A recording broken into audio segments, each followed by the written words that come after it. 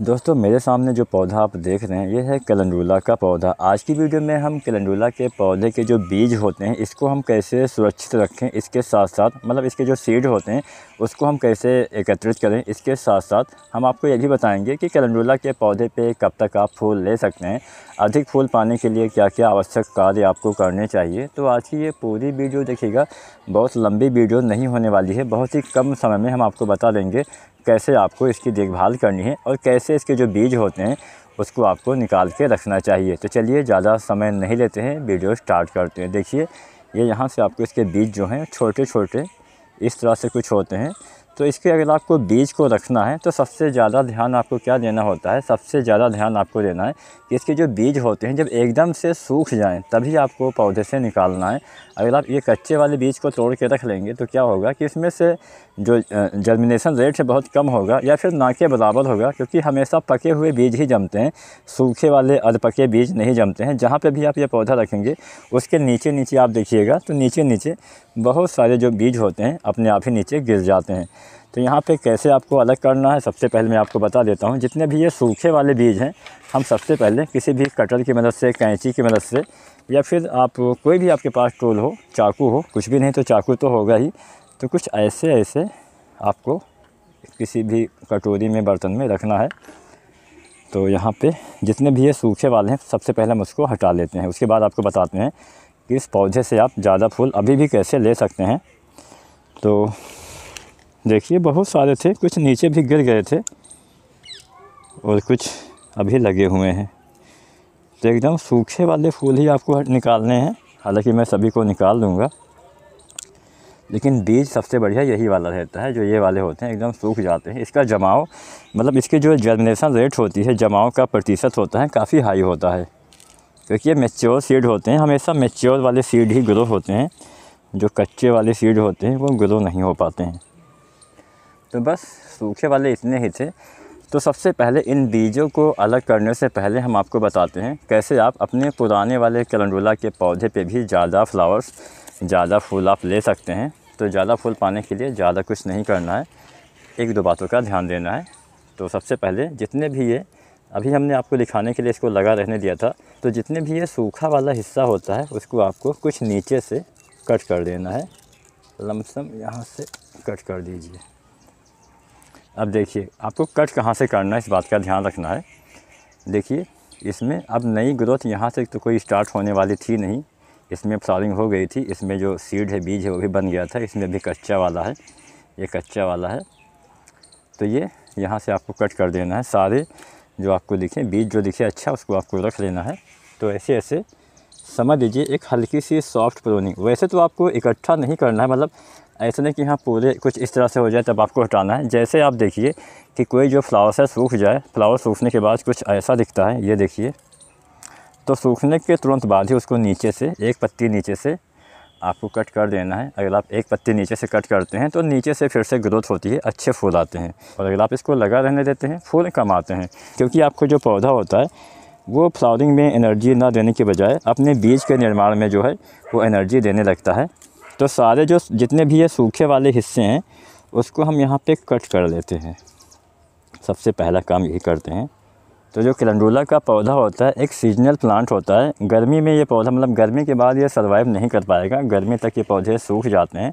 तो इसके लगाने का जो सीज़न होता है ये आप लगा सकते हैं सितंबर, अक्टूबर, मतलब सर्दियों से पहले आपको ग्रो कर लेना है। सर्दियाँ स्टार्ट होने से पहले सितंबर के महीने में नर्सरी वाले बहुत जल्दी ही ग्रो कर लेते हैं। तो अगस्त, सितंबर, अक्टूबर, नवंबर तक इसके जो बीज होते हैं इसको केवल बीज से ही ग्रो किया जा सकता है। तो इसके बीज को आपको उगा लेना है। उगाने के बाद इसको आपको लगा देना है। फिर ये जो पौधा है आपका लगभग मतलब गर्मी के आसपास तक फ्लावरिंग देगा। उसके बाद जैसे जैसे गर्मी बढ़ेगी इसमें जो फ्लावर्स होते हैं उसकी साइज़ छोटी हो जाएगी और धीरे धीरे करके ये पौधा जो है वो सूख जाता है। तो बस उसमें आपको अगले साल फिर से ऐसे ही ऐसे करके आपको लगा देना है। तो अगर आप सोचते हैं कि हाँ गर्मी में ये सर्वाइव कर जाएगा, तो मेरे हिसाब से तो नहीं करेगा। बहुत ही ज़्यादा देखभाल करें तो शायद 100 में से कोई एक पौधे कर जाएँ। अगर आपके वहाँ पे कर जाते हैं अच्छी बात है, लेकिन जहाँ पे टेम्परेचर मतलब थोड़ा ज़्यादा होता है वहाँ पे बचाना मुश्किल हो जाता है। तो शेड वेड में रख के हम भी देखते हैं सर्वाइव करता है या नहीं करता है। फ़िलहाल मुझे उम्मीद तो नहीं है कि ये करेगा, क्योंकि ये पौधा एक सीजनल प्लांट होता है। और सीजनल प्लांट जैसे फसलें ले लीजिए आप, अब गेहूं वाला पौधा आप सोचिए कि हाँ पूरे साल चलेगा, तो कहाँ से चलेगा। हालांकि वो फसल वाले पौधे अलग होते हैं, फ्लावरिंग की प्लांट अलग होते हैं, लेकिन होता सिस्टम सब वही है। तो ऐसे ऐसे हम यहाँ से कट कर देते हैं। जितने भी ये पुराने सूखे वाले फूल हो उसको आपको हटाते रहना है, जिससे इसमें जो नए नए फ्लावर्स हैं वो आ सकें। नई ब्रांच आएंगी तभी नए फ्लावर्स आएंगे। तो जब आप कट करेंगे तो यहाँ से देखिए ये जो नीचे वाले हिस्से होते हैं, जहाँ के आसपास कुछ पत्तियाँ होती हैं, यहाँ से नई नई ब्रांच आती हैं और पौधे में अच्छे फ्लावरिंग होती है।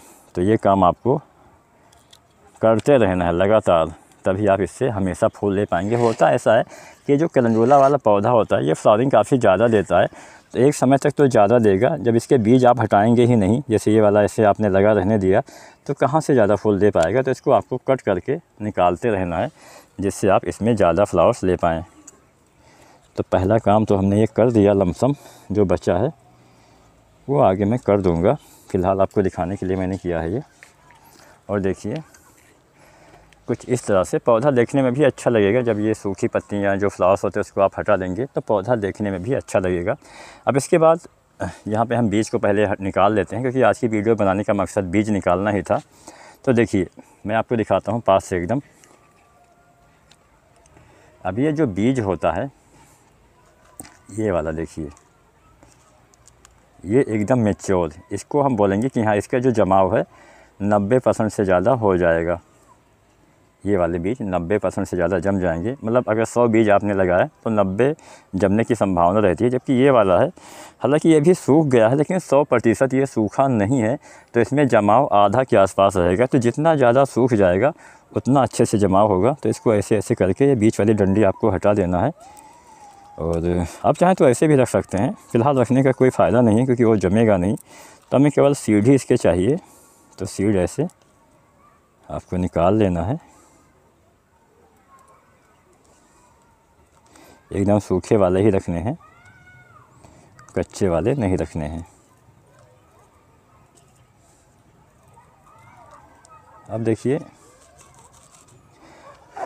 इसको आप थोड़ा सा जो महीन वाला हो वो आप हटा भी सकते हैं, फिर ऐसे भी रख सकते हैं। देखिए कैलेंडुला के सीड एकदम तैयार हो गए हैं अगले साल जमाव के लिए। मतलब अगले साल से आप देखिए हमने केवल 2-4 सीड है, उसी से इतने सारे सीड, मुश्किल से इसमें 2-3 फ्लावर सीड ही होंगे। मतलब 2-3 जो सीड पॉट है उसी में लगभग ये 50 से तो प्लस ही होगा। अभी हमने गिना तो नहीं, लेकिन हाँ मुझे उम्मीद है 50 से ज़्यादा होगा। तो अगर आप एक बार कोई पौधा लगाते हैं तो कोशिश करिए कि उस पौधे के बीज को आप इकट्ठा कर लीजिए, ताकि बार बार हर साल आपको जो नए बीज होते हैं उसको आपको ख़रीदना ना पड़े। नए बीज ख़रीदने में या फिर नया पौधा ख़रीदने में पैसा ही लगता है। तो बस आपको यही कोशिश करना है कि जो सीजनल प्लांट होते हैं उसके बीज, जो बीज से ग्रो हो जाते हैं, उसके बीज को आपको ऐसे ही, अब इसको ऐसे ही नहीं रखना है। अगर आप ऐसे ही खुला रखेंगे तो बीज ख़राब हो जाएगा। इसको आपको किसी ऐसे चीज़ में रखना है, आप किसी पॉलीथीन में भी रख सकते हैं। मतलब उसके अंदर जहाँ पे भी इसको रखें वहाँ उसके अंदर हवा का प्रवेश नहीं होना चाहिए। किसी छोटी सी जो शीशी होती है कांच वाली, सबसे बढ़िया रहेगा, या फिर प्लास्टिक की बोतल में भी आप रख सकते हैं। छायादार जगह पे रखना है, बहुत धूप वाले स्थान पे, या फिर जहाँ पे मतलब बाहर रखेंगे तो भी ख़राब होने की संभावना रहती है। तो अंदर रखिए, जैसे हम अंदर अपने मतलब खाने की सामानें रखते हैं, गेहूँ चावल ऐसे, वहाँ पे आप रख लीजिए और किसी बोतल में बंद करके रखिए। उसके ऊपर आप कोई स्टिकर भी चिपका दीजिए ताकि आपको पहचानने में आसानी हो सके। तो बस ऐसे ही आप इसके जो बीज होते हैं उसको अलग कर सकते हैं। अब हम बात करते हैं कि हमने एक बात तो आपको बता दिया कि जो इसके जो फ्लावर सूख जाते हैं उसको आपको तोड़ के निकालते रहना है। इसके साथ साथ एक बात का ध्यान आपको ये भी देना है, कैलेंडुला के पौधे में कभी भी ज़्यादा पानी, ओवर वाटरिंग आपको नहीं करनी है। ज़्यादा पानी देंगे तो पौधे पे फूल बहुत कम आते हैं, इस बात का भी आपको ध्यान देना होता है। और इस पौधे को फुल सनलाइट में, क्योंकि ये पौधा बहुत गर्मी तक चलता नहीं है, तो तब तक तो ये सूख ही जाएगा। तो जब तक ये मतलब ये जो बसंत ऋतु होती है जो अभी चल रही है, इसके बाद में थोड़ा सा जैसे ही गर्मी ज़्यादा होना स्टार्ट होगी, ये पौधा धीरे धीरे मतलब अपने आप ही ये ख़त्म हो जाता है। तो देखिए यहाँ पे आपको 2 पौधे दिखाई दे रहे होंगे। एक ये वाला पौधा है, ये थोड़ा सा छोटे से गमले में है देखिए, लेकिन कितना अच्छे से इसमें नीचे से बहुत सारे छोटे छोटे ब्रांच निकले हुए हैं। अब देखिए इसमें मिट्टी देखिए, कुछ इसी तरह की मीडियम में आपको मतलब मिट्टी ऐसे ही रखनी है। एकदम गीला रखेंगे तो दिक्कत हो जाएगी। तो जैसे ही आपको लगे कि हाँ मिट्टी सूख रही है तभी पानी दीजिए। हमेशा नमी बना के रखिए, लेकिन हाँ पानी ज़्यादा मत दीजिए। इस बात का भी आपको, खासकर जो फ्लावर प्लांट्स होते हैं इसमें अगर आप ज़्यादा पानी देंगे तो फूल कम आते हैं। एक काम आप और कर सकते हैं। क्या कर सकते हैं मैं आपको दिखाता हूँ थोड़ा सा साइड में करके। जैसे जो मिट्टी होती है, जब हम पौधा गमले में लगाते हैं तो मिट्टी थोड़ा सा सख्त हो जाती है बार बार पानी डालने की वजह से, या फिर कोई भी वजह हो सकती है। तो हल्की हल्की कोई भी टूल आपके पास हो, हल्की सी मिट्टी को ऐसे खोद देना है। आपको गुड़ाई हल्का सा कर देना है, बस चारों साइड पे करना है। बीच में जहाँ पे पौधा लगा हुआ है उसके आसपास नहीं करना है। बस साइड साइड से अगर आप गुड़ाई करते हैं तो होता क्या है कि जड़ विकास अच्छे से होता है। मिट्टी के अंदर हवा पास होती है। जब मिट्टी के अंदर हवा पास होती है तो जड़ को भी हवा लगती है, जिससे जड़ों का विकास और बेहतर ढंग से हो पाता है। तो यह काम आप 15 दिन में एक बार अवश्य करिएगा। जब भी आप गुड़ाई करिए तो तुरंत आपको पानी नहीं देना है, कम से कम 1 या 2 दिन तक ऐसे ही धूप में आपको रखना है। इसके बाद क्या करना है, इसके बाद इसमें कुछ कंपोस्ट भी आप डाल सकते हैं। अब कंपोस्ट की बात की जाए तो पौधा लगाते समय आपको 40% कंपोस्ट इसमें डालना होता है। इसके बाद कम से कम 1 महीने तक खाद नहीं डालनी है। 1 महीने बाद से इसमें आप इतना गोबर खाद, वर्मी कंपोस्ट, लीफ कंपोस्ट, या फिर आप सरसों की खली भी डाल सकते हैं। जो सरसों का लिक्विड वाला खाद होता है उसको भी आप डाल सकते हैं। आप केले के छिलके वाली खाद भी डाल सकते हैं। तो बहुत सारी खादों का इस्तेमाल आप कर सकते हैं। तो बस आज की वीडियो बनाने का मकसद मेरा मेन था कि आप इसके बीज को कैसे इकट्ठा कर सकते हैं। अब जब भी आपको बीज को इकट्ठा करना हो तो एकदम शुरुआत में मत करिएगा।